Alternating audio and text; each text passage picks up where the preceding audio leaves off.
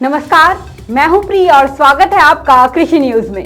और आज के क्विज कंपटीशन के सवाल के लिए हमारे साथ आखिरी तक बने रहिए। आइए रुक करते हैं अब हेडलाइंस की ओर। मध्य प्रदेश की नदी में फेंकी गई लहसुन की बोरियां, बीजेपी पर बरसे पूर्व मुख्यमंत्री कमलनाथ। मुख्यमंत्री योगी ने लखनऊ और कानपुर के लिए 42 इलेक्ट्रिक बसों को दिखाई हरी झंडी। Global bio agriculture linkage and bio agriculture innovation के चेयरमैन, सीईओ और संस्थापक रोजत त्रिपाठी ने किया कृषि जागरण का दौरा। बिहार सरकार दे रही है 90 प्रकार की कृषि मशीनों पर सब्सिडी। एफएमसी इंडिया ने महाराष्ट्र सरकार के कृषि विभाग के साथ किसानों के लिए सेफ्टी अवेयरनेस कैंपेन को दिखाई हरी झंडी। कृषि जागरण ने किया फार्मर द जर्नलिस्ट का आयोजन। अब खबरें विस्तार से। मध्य प्रदेश में ग्राम गोपालखेड़ी के किसान कमल, कृष्णा संखला और गणेश पवार लहसुन के 40 कट्टे बिक्री के लिए इंदौर ले गए थे, लेकिन माल भाड़ा सहित 1800 का नुकसान हो गया। इसके बाद तीनों किसानों ने अपने 40 कट्टे लहसुन चामला नदी में फेंक दिए। अब इस मसले पर मध्य प्रदेश के पूर्व मुख्यमंत्री कमलनाथ ने शिवराज सरकार को आड़े हाथों लेते हुए कहा कि लहसुन 1 रुपए से भी कम में बिक रहा है।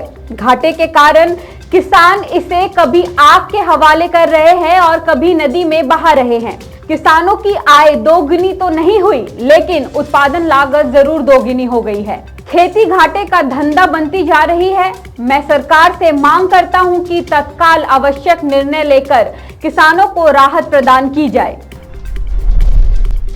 उत्तर प्रदेश के मुख्यमंत्री योगी आदित्यनाथ ने लखनऊ और कानपुर के लिए 42 इलेक्ट्रिक बसों को हरी झंडी दिखाई और राजधानी लखनऊ और कानपुर को बड़ी सौगात दी।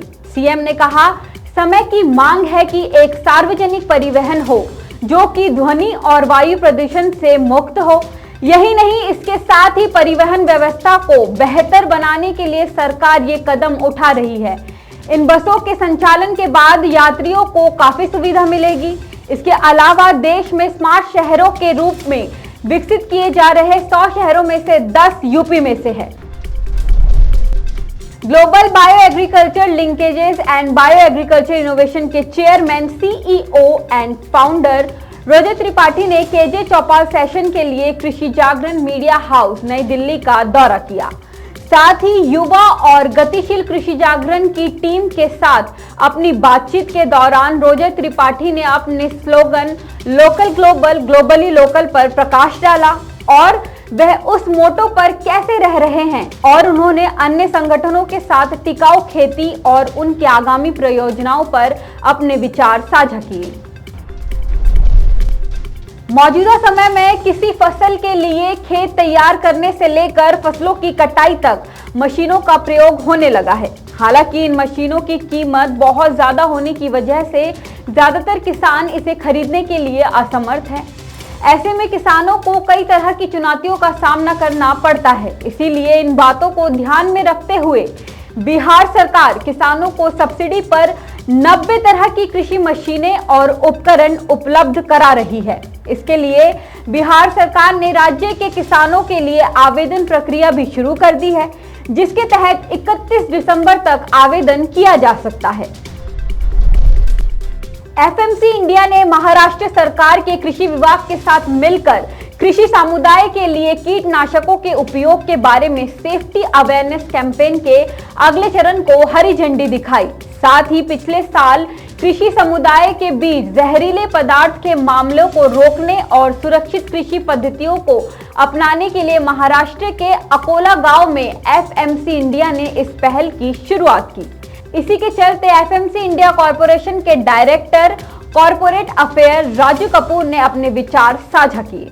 हमने महाराष्ट्र सरकार के कृषि विभाग के साथ मिलकर एफएमसी इंडिया ने किसानों में safe and judicious use of pesticides कैसे सुरक्षित और रिस्पॉन्सिबल तरीके से पेस्टिसाइड का इस्तेमाल किया जाए, इस कार्यक्रम के ऊपर एक जो उनके साथ उनकी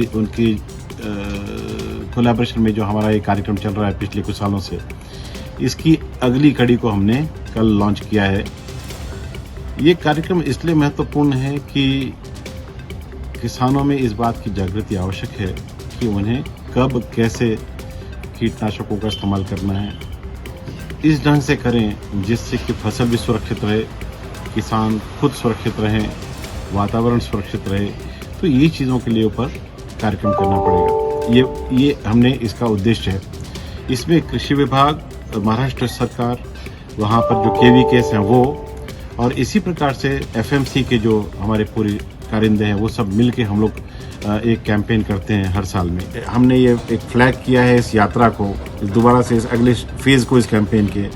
इसमें जो अकोला ज़िले के CEO हैं सौरभ कटियार जी, जो अकोला के जो डिस्ट्रिक्ट ज़िला परिषद प्रेसिडेंट हैं Pratibha Tai ji Bhujane ji, additional CEO doctor Saurabh Pawar, district के SAO सुपरिंटेंडेंट ऑफ एग्रीकल्चर जो थे श्री आरिफ शाह जी, और फॉर्मर जो पुराने जो जिला परिषद के प्रेसिडेंट हैं मिसेस पुष्पाताई इंगड़े जी, इसी तरह जो श्री मुरलीधर इंगले जी भी वहाँ पे रहे साथ में, और जो डिस्ट्रिक्ट के क्वालिटी कंट्रोलर हैं मिलिंद जंजाल जी, ये सब, और जैसे हमारे FMC के एरिया मार्केटिंग मैनेजर वहाँ पे थे हीरामन जी, ये सभी लोगों ने मिलकर कल एक नया कैंपेन फ्लैग ऑफ किया है।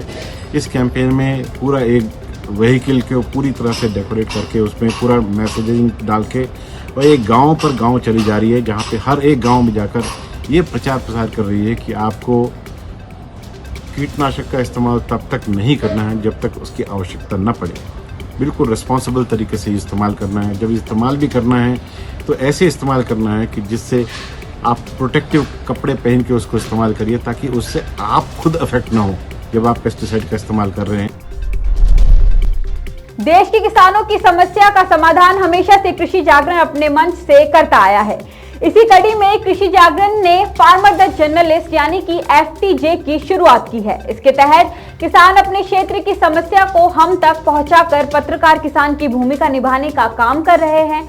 ऐसे में इसी कड़ी में आज सुबह 11 बजे कृषि जागरण की टीम ने बैच नंबर 16 और गुजराती भाषा के फर्स्ट ट्रेनिंग सेशन का आयोजन किया।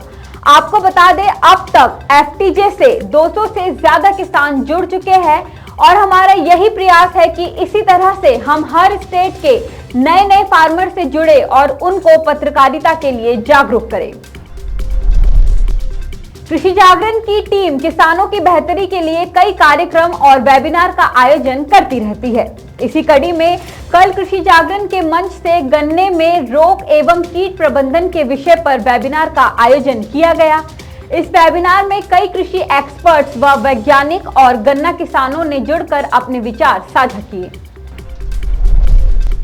IMD के मुताबिक राजधानी दिल्ली में आज हल्की बारिश देखने को मिल सकती है, लेकिन फिलहाल मौसम की बात करें तो दिल्ली NCR में कड़ी धूप निकलने से भीषण गर्मी जारी है।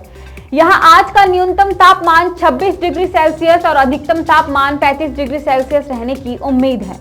वहीं अगर बात उत्तर प्रदेश और बिहार के मौसम की करें तो आज इन दोनों राज्यों में कई इलाकों में तेज बारिश के साथ ही कई जगहों पर हल्की बारिश की संभावनाएं जताई गई हैं। और आज FTV ऑर्गेनिक के क्विज कंपटीशन में आपके लिए सवाल है कि पूसा किरण डैश की एक किस्म है और आपके ऑप्शंस है नंबर 1 गेहूं, नंबर 2 दालें, नंबर 3 कपास और नंबर 4 चावल। तो देरी किस बात की है, फटाफट से हमें इसका जवाब कमेंट करके जरूर बताएं और जीते FTV ऑर्गेनिक के डिस्काउंट कूपन्स और ढेरों इनाम। साथ ही ऐसी अन्य जानकारी के लिए बने रहिए हमारे यानी कृषि जागरण के साथ। धन्यवाद।